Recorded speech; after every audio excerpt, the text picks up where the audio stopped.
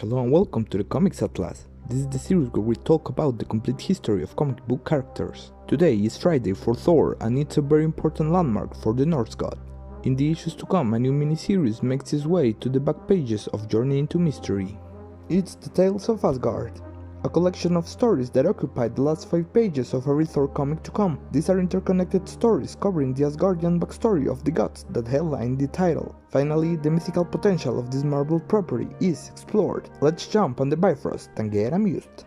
Okay, but first we have to cover the regular stories in the front pages of these issues, the ever-exciting adventures of Donald Blake. I won't subject you to the lengthy retellings of non-substantial adventures. In the 5 issues I'm going to talk about today, Thor faces 4 different villains, so I'll just rank them from lame to the lamest. First, the Tomorrow Man. Wow, such an icon.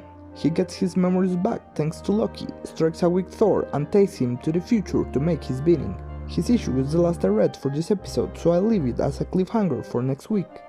Second, the Lava Man, a monster born from Loki's meddling in a volcano. He's simply thrown back there by Thor.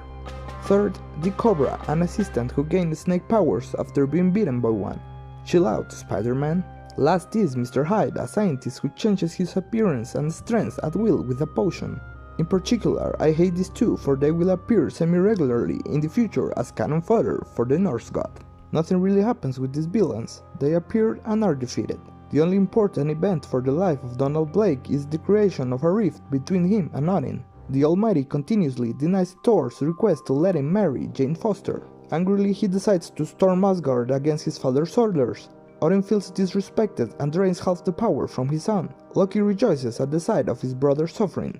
Let's hope the familiar drama resolves itself in the coming issues. Finally, this is what we came here for, the Tales of Asgard. In the very first page it reads, before man could read or write he had his legends. I'm already feeling the hype. We get context for some of the inspirations of these tales. The bravest of gods could only be adored by the bravest of men, Norsemen and Vikings. For these men, their good gods were called Aesir and they did battle against the frost giants. They were bounded by fire to the south and by mist to the north. Surtur, the demon of fire, sat at the end of the world, waiting for the end of days, where he could equally destroy both men and gods. Beneath it all lay the well of life, where all rivers flowed, frozen by the northern winds. After millennia, the ice above the wells of life magically took life and shape. The mightiest of all frozen giants, Ymir, was born. Not later, another life form appeared, a cow, nourishment for Ymir, who roamed around with him. Things were like that for some time until the first of the gods emerged. It was Buri.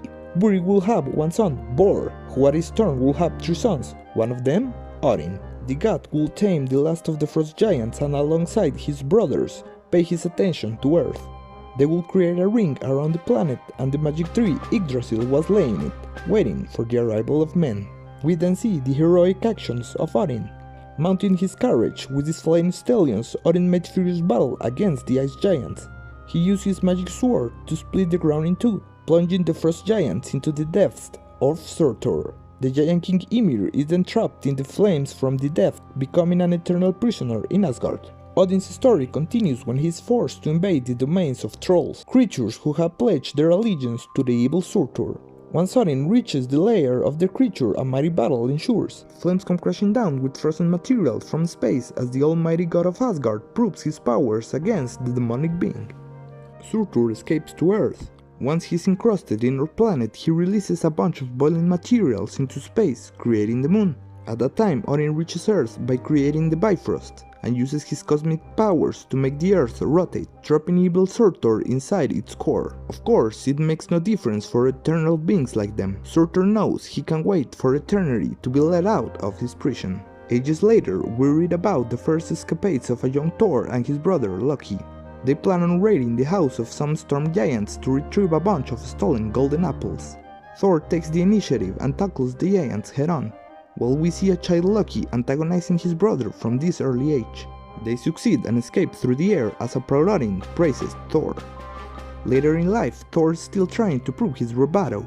While trying to watch over the Rainbow Bridge, Loki calls his attention on an opening of Asgardian defenses. It's all Loki's doing, as he has called a group of enemies of the gods and powerful creatures to take care of the lonely god. While Thor is alone, he is defeated by his enemies, but the rest of the Asgardians arrive just in time to save the day. They again praise Thor for his braveness on protecting the homeland all by himself. After both these feats, Thor is slowly but surely being able to lift his future hammer from the ground. I love these tales. I have always been a fan of history and mythology, and even if I don't know how truthful they are to actual Norse tales, they are quality nonetheless. They are short and sweet. In a way, they benefit from their length, because every panel is filled with information and beautiful art. Normally, I will complain about comics from the Silver Age containing too much text, but in this case, it's worth it. The reader gets the impression of the powers of Odin in his prime. There's a reason why both Thor and Loki, despite their incredible strength, control of the elements and magic, respect and fear the almighty Odin. It seems Loki has despised his brother for a long time. I hope it's explained in depth further down the line. I gave more time to the Tales of Asgard, and I will continue to do it for much time to come. They're just more entertaining and definitely aged better. This format is going to continue for this series unless something really important happens in the front pages of the title. Mr. Hyde and the Cobra just won't cut it. Anyway guys, that's it for today. Don't forget to leave your like, share and subscribe down below. This is the Comics Atlas, and I wish you all a nice existence.